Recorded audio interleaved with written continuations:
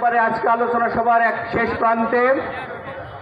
এরপরে বক্তব্য রাখবেন আমাদের প্রধান বক্তা, তারপরে সভাপতি, প্রধান অতিথি। আমি শুধু দুটি কথা বলতে চাই। আমার বাড়ি রাজশাহীর পদ্মার পাড়ে। এই ফারাক্কা লং মার্চের ফারাক্কা বাঁধের কারণে রাজশাহী অঞ্চল মরুভূমিতে পরিণত হয়েছে। মৌলানা ভাসানীর লং মার্চের পরে একটি চুক্তি হয়েছিল, সেই চুক্তির মেয়াদ শেষ। আমি বর্তমান সরকারের দুইজন প্রভাবশালী মন্ত্রী উপস্থিত আছেন, আপনাদের কাছে বিনয়ের সাথে আহ্বান জানাবো, চুক্তি নয়, আন্তর্জাতিক নদী কমিশনে অনুস্বাক্ষর করে সদস্য রাষ্ট্র হতে হবে। তারপরে জাতিসংঘের আদালতে পানি প্রবাহের ন্যায্য হিস্সা চেয়ে বিচার চাইতে হবে। আমার বিশ্বাস এটি ছাড়া ভারত কখনো চুক্তি করলেও পানি দেবে না।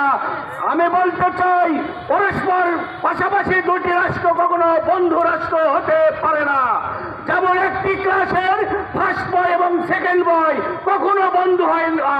তারা ভালো ক্লাসের দুইজন ভালো সম্পর্ক থাকে, কিন্তু বন্ধুত্ব হয় না, সবাই প্রতিযোগী, দুইজনে চায় কে ফার্স্ট হবে। আমি বলতে চাই, ভারত আমাদের প্রতিবেশী রাষ্ট্র, সুতরাং তারা অর্থনৈতিকভাবে কখনোই আমাদেরকে সামনে এগোতে দেবে না। তাই আমাদের উচিত সেখানে গেলে আমরা পানির ন্যায্য হিস্সা পাবো, অনুস্বাক্ষরের মাধ্যমে সেখানেই যেতে হবে। সবাইকে ধন্যবাদ। এ পর্যায়ে বক্তব্য নিয়ে আসছেন বাংলাদেশ সরকারের মাননীয় তথ্য যোগাযোগ মন্ত্রী, আমাদের সম্প্রচার